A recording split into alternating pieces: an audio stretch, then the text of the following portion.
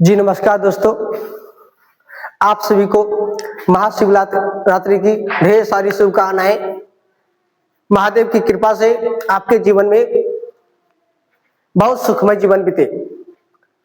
देखिए दोस्तों, जैसा कि आप देख रहे होंगे कि बोर्ड एग्जाम 2026 के बारे में मैं चर्चा करने के लिए आया हूं, क्योंकि ऐसे तो मैं हमेशा आपके साथ जब भी आता था तो कुछ ना कुछ पढ़ाई की बातें ही करता था, लेकिन आज मैं आपके लिए कुछ इंपॉर्टेंट बिंदु पर बात करेंगे, क्योंकि बस कुछ ही पल की देरी में कुछ ही समय के बाद आपका पेपर होना है। आप सभी विद्यार्थी, जितने भी विद्यार्थी जा रहे हैं पेपर देने के लिए, मैं सभी को शुभकामनाएं देता हूं। आप जाइए, बेफिक्र होकर एग्जाम दीजिए, कोई आपत्ति नहीं, मगर किसी भी प्रकार का आपको टेंशन नहीं लेना है। आपके जीवन में ऐसे कई सारे एग्जाम आएंगे। आप छोटी सी एग्जाम कह सकते हो, या तो आप एक छोटा सा पत्थर के रूप में आप देख सकते हो। आप इससे अगर डर जाइएगा तो जीवन में आपको बड़े पत्थरों से सामना करना पड़ेगा, तो वहां कैसे कीजिए। इसलिए आपको डरने की आवश्यकता नहीं है। मैं आपको बता दूं कि आपकी जो पेपर होने वाली है, एक ज्यादा हार्ड पेपर नहीं होती है, बस नॉर्मल सा है। बस आपकी कैलकुलेशन और थोड़ी सी फॉर्मूला अगर आपको याद है। अब मैथ के अलावा सब्जेक्ट की बात करूं तो आपको कुछ कुछ चीजें कंसेप्चुअल होनी चाहिए। देखिए दोस्तों, सभी चीजों के द्वारा, कुछ चीजों के द्वारा, या तो सभी कहिए, जो भी आप कह सकते हो, कहा जाता है कि बाबू कंसेप्ट सिर्फ का सिर्फ मैथ में लागू होता है। लेकिन अगर मेरे हिसाब से बात करें तो कंसेप्ट एक ऐसा चीज है कि ऑल सब्जेक्ट पर लागू होता है, हर जगह लागू होता है। लेकिन आप ध्यान रखिएगा, आप पेपर देने जा रहे हो, कोई दिक्कत नहीं है। आप जितना पढ़े हैं बहुत पढ़े हैं, कोई दिक्कत नहीं है। अगर आप अपने मन में थोड़ा सा भी बातें रखिएगा कि मैंने फलाना टॉपिक को नहीं पढ़ पाया, इस टॉपिक को नहीं पढ़ पाया, तो आपका दिमाग ना बार बार उसी चीज को दोहराते रहेगा एग्जाम हॉल में। इसलिए आप उसको मत दिमाग लाइए। बस इतना कहिए अपने आत्मा को कि मैंने जितना पढ़ा बहुत पढ़ा, मैंने अपना 100% देने की कोशिश कर लिया। अब एग्जाम हॉल में आप 100% देने की कोशिश कीजिए। आप अपने आप को संतुष्टि दिलाइए। बगल वाले क्या कहते नहीं कहते उसके मत सोचिए। अब कई आपके मन में सवाल ऐसे विषय आ रहे होंगे कि मैं पेपर देने जा रहा हूं, पेपर में क्या होगा नहीं होगा, कितना नंबर लाऊंगा। आप इसकी टेंशन क्यों करते हैं?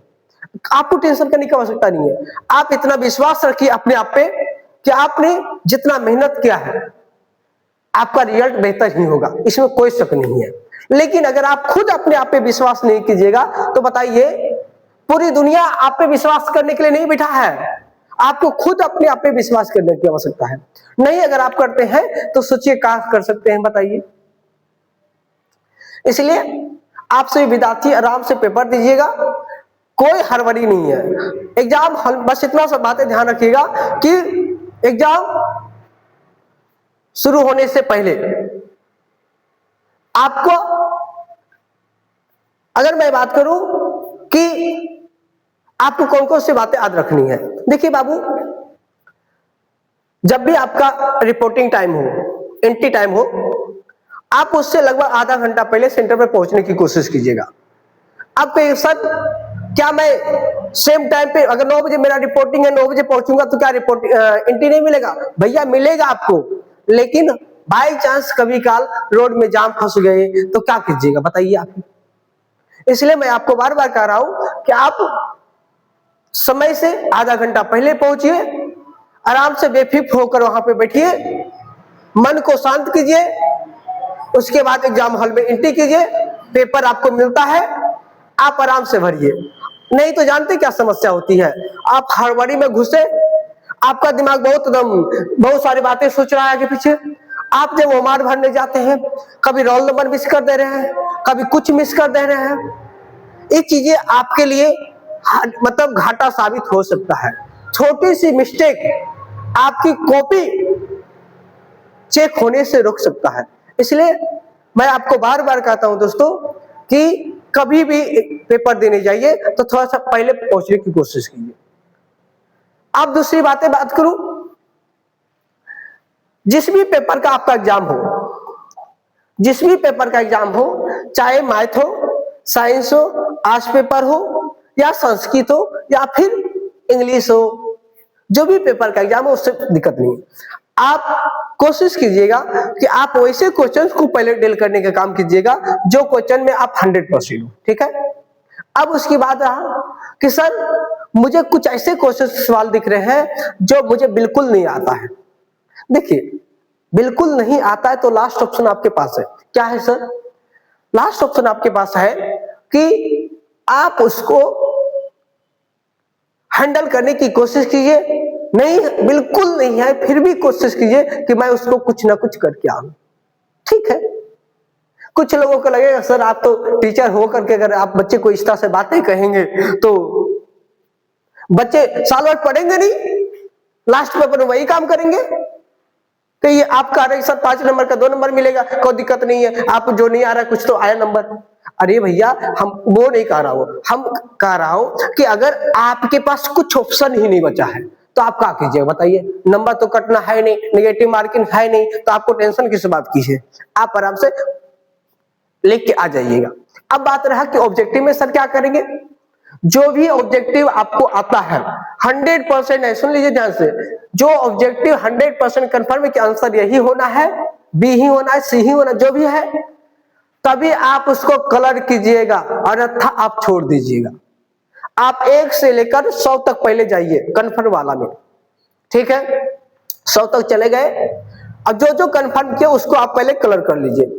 कलर करने के बाद फिर वापस आइए, देखिए अब क्वेश्चन मुझसे छूटा कौन, उस क्वेश्चन के बारे में आप डिटेल करने की कोशिश कीजिए। लास्ट ऑप्शन में आप जो जो नहीं बन पाया उसको आप 2 ऑप्शन में अगर फंस रहा था मामला तो दोनों में से जो ऑप्शन आपको लगे कि नहीं ज्यादा संभावना इस ऑप्शन में होने का है या तो ए में होने का है, तो आप ए को कलर कर दीजिए, कोई दिक्कत नहीं है। बहुत लोग आपको ज्ञान देंगे कि नहीं करना चाहिए, लेकिन आपको मैं बता दूं ज्ञान देने वाला बहुत लोग मिलेंगे आपको, लेकिन साथ में कोई नहीं खड़ा होगा, आपका कोई भी क्यों ना हो।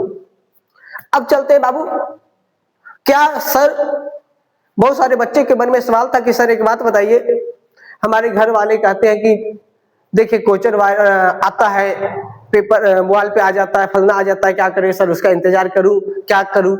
देखिए बाबू, मैं आपको साफ सुथरा उत्तर बताऊं तो आपको उस सब चीजों पर ध्यान देना ही नहीं है। अगर आप उस पर ध्यान दे रहे हो, इसका मतलब आप अपने दिमाग को पेपर से हटा करके कहीं और सेटल कर रहे हो। अगर मतलब पेपर से हटा करके दिमाग को कहीं और सेटल कर रहे हैं तो सोचिए, क्या आपका एग्जाम हॉल में दिमाग पेपर पे वर्क कर पाएगी? नहीं कर पाएगी।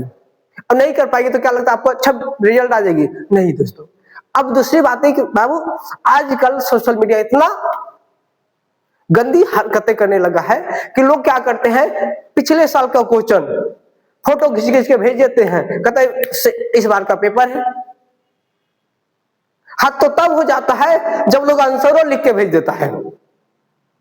इसलिए आपको इस सब चीजों पे ध्यान नहीं देनी है, बस अपने आप पे विश्वास रखिए। कोई आपको कहता भी है कि ले लीजिए इसको, आपका ही यही आंसर मिलेगा, इसी को रंग दीजिएगा, तो आप समझ लीजिए कि आप गड्ढा में कूदने का काम खुद से कर रहे हैं। आपको कोई ढकेल नहीं रहा है, आप खुद से कर रहे हैं। तो इसलिए इस सब बातों को ध्यान में ना रखिएगा, बस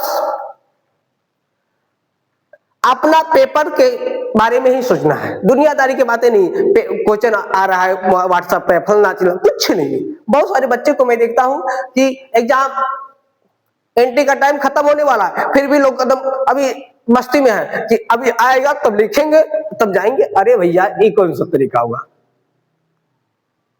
मतलब कि आप लड़ने जा रहे हो, आप हथियार किसी और के पास है का?